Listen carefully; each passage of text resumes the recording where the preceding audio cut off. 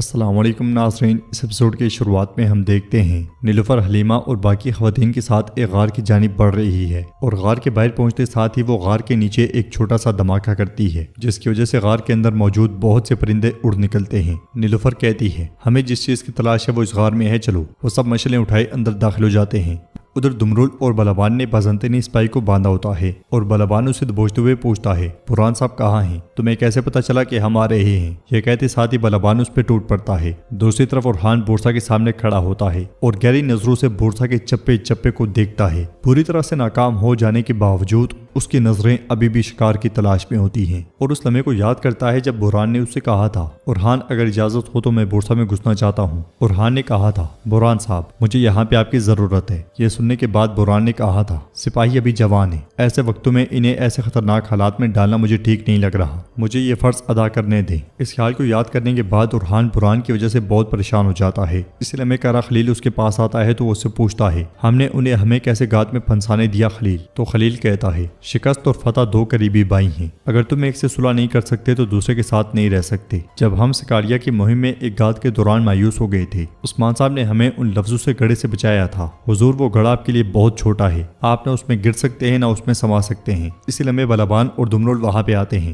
اورحان ان سے پوچھتا ہے کیا آپ کو پتا چلا کہ سرنگیں کہاں ہیں؟ تو بلابان کہتا ہے حضور وہ بھی نہیں جانتا، لیکن اس نے کہا ہے کہ سمندر کے راستے بورسا کے لیے ایک بڑی کھیپ آئے گی۔ اورحان کہتا ہے ہم نے تمام راستے بند کیے ہوئے ہیں، کہاں سے آئے گی؟ یہ کہتے ساتھ ہی اورحان سوچ میں پڑ جاتا ہے اور کچھ دیر سوچنے کے بعد وہاں سے نکل پڑتا ہے۔ ادھر غار میں نیلوفر خواتین سے کہتی ہے یہ سب جمع کر لو۔ یہ کہتے اور سنتے ساتھ ہی وہ سب کام میں لگ جاتی ہیں۔ حلیمہ کہتی ہے بھابھی اگر یہ کام میں نہ آئے تو نیلوفر کہتی ہے آئیں گے اور یہ بورسا کی فتح کے دوران ہماری فوج کو طاقت دیں گے۔ حلیمہ کہتی ہے پھر ہمیں اسے فوراً ڈھونڈ کر قرارگاہ لے جانا چاہیے، لیکن آپ شرما رہی ہیں، شاید آپ کو بھائی کی بہت یاد آ رہی ہے۔ تو نیلوفر کہتی ہے بہت زیادہ، تمہیں جب پیار ہوگا تو تم سمجھو گی۔ حلیمہ کہتی ہے نہیں مجھے اپنی تلوار سے محبت ہے، میں صرف آپ دونوں کو ملوانے کے لیے ساتھ دے رہی ہوں اور یقیناً آپ کو مجھ سے بہتر جیٹھانی نہیں مل سکتی۔ نیلوفر کہتی ہے پاگل لڑکی، مجھے بالکل نہیں مل سکتی۔ ناظرین اس کے بعد ہم دیکھتے ہیں کہ قرارگاہ میں سپاہی اور سرداران کھانے کی میز پر بیٹھے ہوتے ہیں۔ شہنشاہ کھانا کھانا شروع کر دیتا ہے مگر باقی سب بہت غمگین ہوتے ہیں۔ یہ دیکھ کر شہنشاہ کہتا ہے ہم نے اپنے شہداء کو فتح کے وعدے کے ساتھ دفن کیا، ہمیں اپنا وعدہ پورا کرنا چاہیے، ماتم نہیں۔ علاؤالدین صاحب کیا میں ٹھیک کہہ رہا ہوں؟ تو علاؤالدین اس سے کہتا ہے آپ بالکل ٹھیک کہہ رہے ہیں شاہین شاہ صاحب، قسمت سے شکوہ ہمیں زیب نہیں دیتا، انشاءاللہ ہم جلدی بہت سی دوسری فتوحات سے شکست کی تلافی کریں گے۔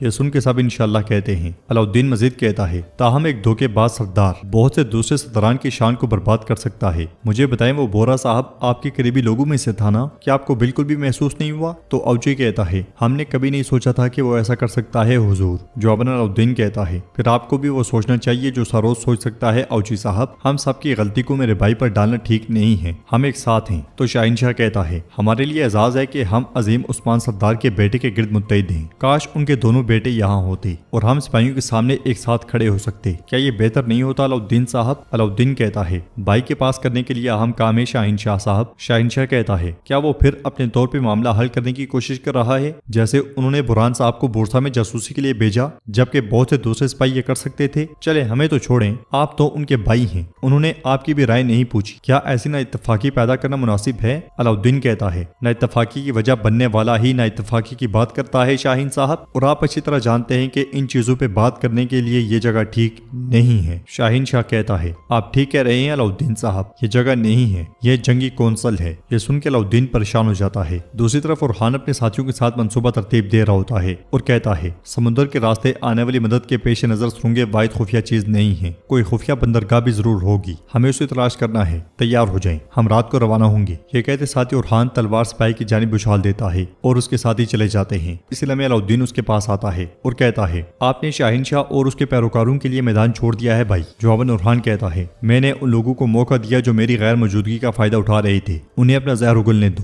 تو علاؤالدین کہتا ہے آپ کو انہیں موقع نہیں دینا چاہیے تھا۔ اورحان کہتا ہے کیا تم میرے بھائی نہیں ہو؟ میری جگہ تم ان کے لفظوں کو واپس ان کے منہ پہ مارو علاؤالدین۔ علاؤالدین کہتا ہے یہ کہنا آسان ہے، دیکھو بھائی شاہین شاہ شکست کا فائدہ اٹھا کر جنگی کونسل جمع کرنا چاہتا ہے، وہ سرداران کے سامنے آپ کو ذلیل کرنے اور ان کا بھروسہ جیتنے کی کوشش کر رہا ہے، شکست شخص کا استعمال کر کے آپ کو تنہا چھوڑنے کی کوشش کر رہا ہے، بھائی انہیں ایسا مت کرنے دیں۔ ارحان اس سے کہتا ہے میرے لیے میرا بھائی کافی ہے۔ یہ کہتے ساتھ ہی وہ تیر نقشے میں دے مارتا ہے۔ ادھر نیلوفر واپس قبیلے جا پہنچتی ہے اور سپاہیوں سے کہتی ہے جلدی کرو، سب اتارو۔ وہاں پہنچنے والی ملعون خاتون غصے سے کہتی ہیں قبیلے میں اتنے کاموں کے ہوتے ہوئے تم لوگ کہاں تھے؟ حلیمہ کہتی ہے کیا ہم اپنا کام مکمل کیے بغیر جا سکتے تھے والدہ؟ نیلوفر کہتی ہے ہم نے جانے سے پہلے ہی گاڑیوں کو لادنے شروع کر دیا تھا۔ اور گونچا کہتی ہے ہم نے بھی علاج کا سامان تیار کر دیا ہے، جب کھانے تیار ہو جائیں گے تو ہم ایک ساتھ کارگاہ روانہ ہوں گے۔ مگر ملعون خاتون کہتی ہیں کوئی کہیں نہیں جائے گا۔ نیلوفر کہتی ہے ارحان صاحب ہمارے انتظار میں ہوں گے۔ ملعون خاتون کہتی ہے میں نے کہا تم نہیں جاؤ گی، تم یہیں رہو گی۔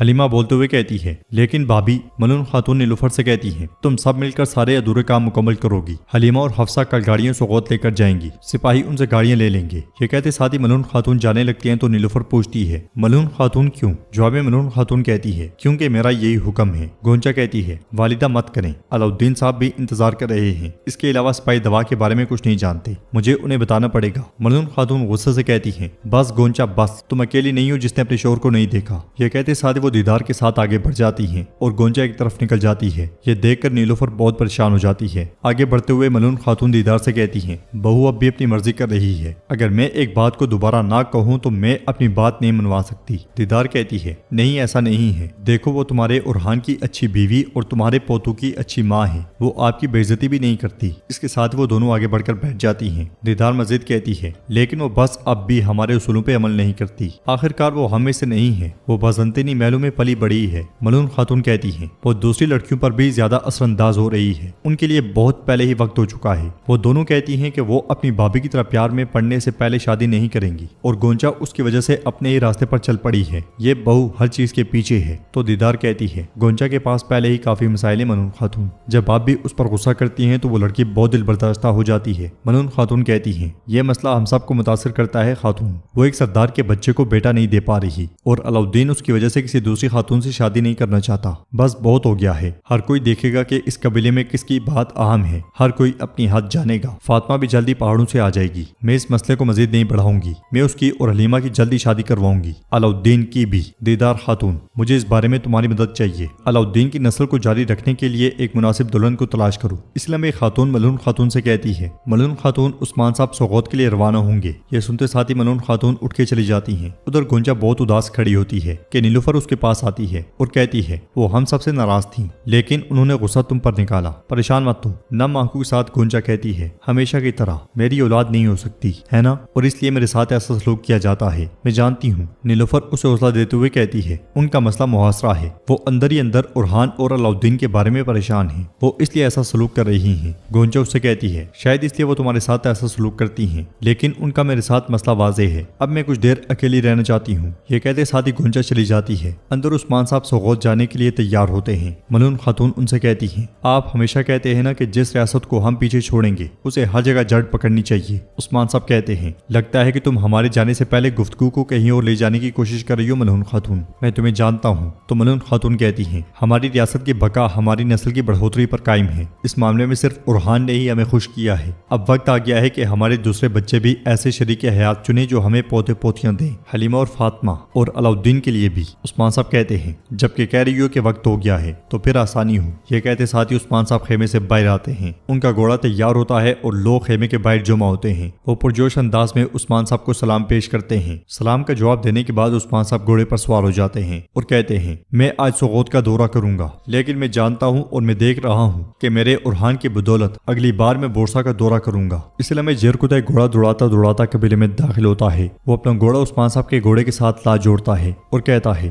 ہمیں بورسا سے خبر ملی ہے، ارحان صاحب پر بورسا کے داخلی دروازے پر گھات لگا کر حملہ کیا گیا، ہمارے بہت شہید ہیں۔ یہ سن کے سب بہت پریشان ہو جاتے ہیں۔ نیلوفر کہتی ہے اے میرے اللہ ارحان کی حفاظت فرما۔ جرکتے مزید کہتا ہے ارحان صاحب اور علاؤالدین صاحب بالکل ٹھیک ہیں، لیکن بوران ان کے ہاتھوں میں قید ہے، ہم نہیں جانتے کہ وہ زندہ ہے یا مر گیا ہے۔ یہ سن کر عثمان صاحب بہت پریشان ہو جاتے ہیں۔ ناظرین اس کے بعد ہم دیکھتے ہیں کہ بورسا کے زندان میں ترک قیدیوں پر ظلم کے پہاڑ توڑے جا رہے ہوتے ہیں، وحشیوں کی طرح انہیں مارا پیٹا جا رہا ہوتا ہے۔ ایک وحشی بوران پہ تشدد کرتے ہوئے پوچھتا ہے بولو تم یہاں کیسے داخل ہوئے، تم بورسا میں کیسے داخل ہوئے، تم نہیں بولو گے ہیں؟ یہ کہتے ساتھ وہ پھر سے اس پہ ٹوٹ پڑتا ہے، پھر اسے پوچھتا ہے تم نے ارحان کے لیے دروازہ کیوں کھولا؟ ادھر قبیلے میں سلیمان پوچھتا ہے ماں کیا میرے بابا کو چھوا ہے؟ نیلوفر دونوں بیٹوں کو گلے لگا لیتی ہے۔ سلیمان کی بات سن کر ملعون خاتون حفصہ سے کہتی ہیں ہیں قاسم اور سلیمان کو لے جاؤ۔ یہ سنتے ساتھ ہی حفصہ ان دونوں کو لے کر چلی جاتی ہے۔ عثمان صاحب جیرکتائی سے کہتے ہیں فوراً کراگاہ جاؤ اور ان سے کہو زخموں پہ مرہم لگائیں۔ 2 دن بعد عثمان صاحب سب کو جرگے میں بلا رہے ہیں۔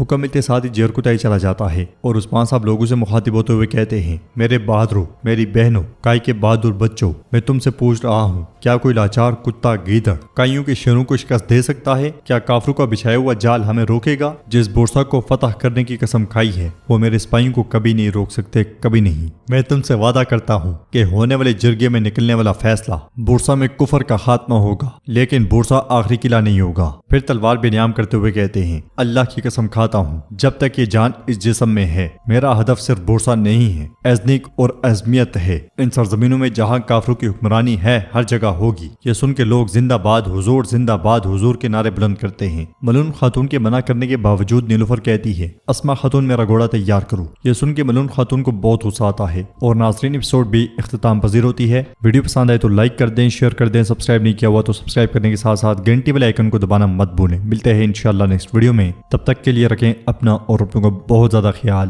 اللہ نگہبان۔